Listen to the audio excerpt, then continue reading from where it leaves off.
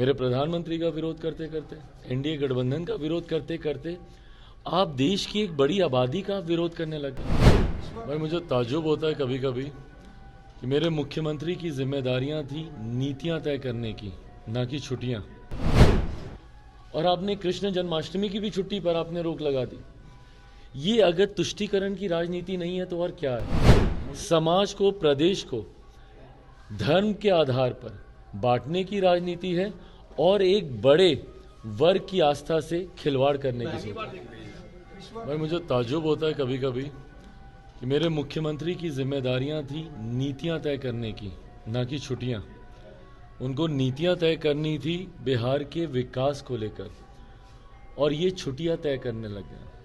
और इसमें भी ताज्जुब इस बात का और ज़्यादा होता है कि आप एक व्यक्ति का विरोध करते करते, एक पार्टी का विरोध करते करते, एक गठबंधन का विरोध करते करते, मेरे प्रधानमंत्री का विरोध करते करते, एनडीए गठबंधन का विरोध करते करते आप देश की एक बड़ी आबादी का विरोध करने लग गए।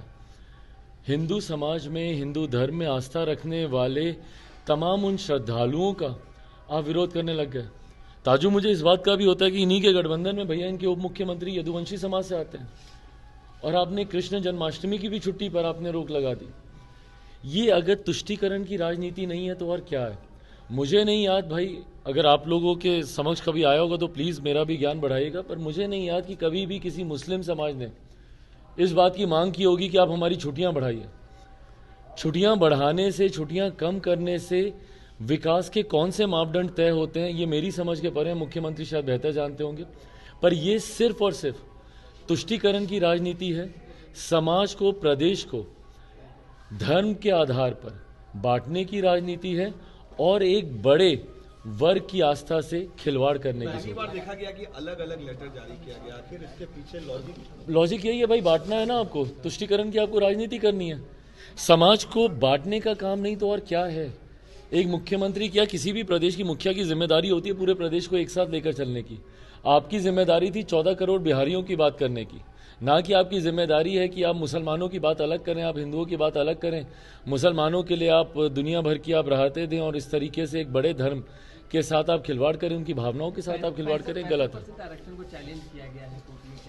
भाई। ये जो जिस दिन विधानसभा से हुआ था उसी दिन हमने बोल दी थी ये बात कि स्वाभाविक है कई लोग हैं ऐसे जो कि जाते हैं, पर ऐसे में सरकार की ही जिम्मेदारी है कि अपने पक्ष को मजबूती से वहाँ पर रखने का काम करे। अगर सरकार मजबूती से रखेगी तो इसमें कहीं कोई कठिनाई नहीं आएगी।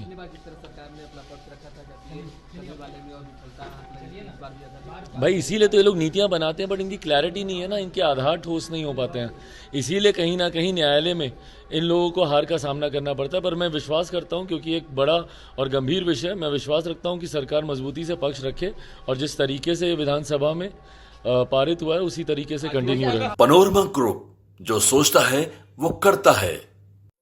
ये लो मुंह मीठा करो, आज मैंने अपना जॉब छोड़ दिया, अब हम पूर्णिया वापस जाएंगे।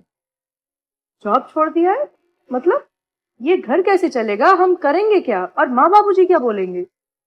इसलिए मैं एक और मिठाई का डब्बा लाया, अपने बिजनेस के लिए लोन अप्रूव हो गया।